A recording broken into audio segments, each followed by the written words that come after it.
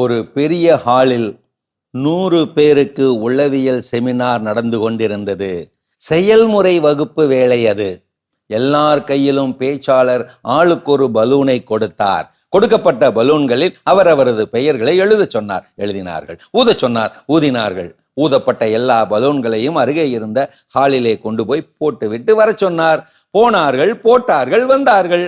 Hall முழுக்க balloon நிரம்பி கிடக்க, காற்றாடியை இயக்கி விட்டு விட பலூன்கள் பறக்க ஆரம்பித்தன. ஆடி பாடி மகிழ ஆரம்பித்தன. ஆனந்த கூத்தாட்டம் போட ஆரம்பித்தன. இப்போது அறிவித்தார் அந்த மன வள வல்லுனர், போய் உங்களது பலூனை கண்டுபிடித்து எடுத்து வாருங்கள் 10 நிமிடங்களில். போனார்கள். 10 நிமிடமாக பரிதவித்தார்கள். முட்டி மோதி நெருக்கி தேடினார்கள். கண்டுபிடிக்க முடியாமல் திணறினார்கள். சோர்வோடு திரும்பியே வந்து விட்டார்கள், வெறுங்கையோடு.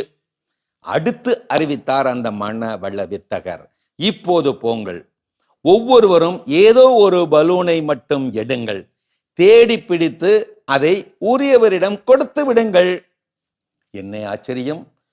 3வது நிமிடங்களில் அவரவர் கைகளில் அவரவரது பலூன்கள். அவரவரை தேடி வந்து ஆனந்தமாய் அடங்கி கிடந்தன அந்த பலூன்கள். இப்போது திருவாய் மலர்ந்தாராம் அந்த மனவளத்தார். இப்படித்தான் எல்லோரும் அவரவரது மகிழ்ச்சியை தேடுகிறோம், முட்டி மோதி தேடுகிறோம், கிடைக்காமல் அல்லல் படுகிறோம். அந்த மகிழ்ச்சி எங்கே, ஏதில், எப்படி கிடைக்கும் என்று தெரியாமலேயே அவரவரது மகிழ்ச்சியை அடுத்தவரென்று அடைய முடியாது. மகிழ்ச்சியை கொடுங்கள். உங்கள் மகிழ்ச்சி உங்களை தேடி வரும். கொடுப்பதில் இருக்கும் இன்பம் எடுப்பதில் இல்லை.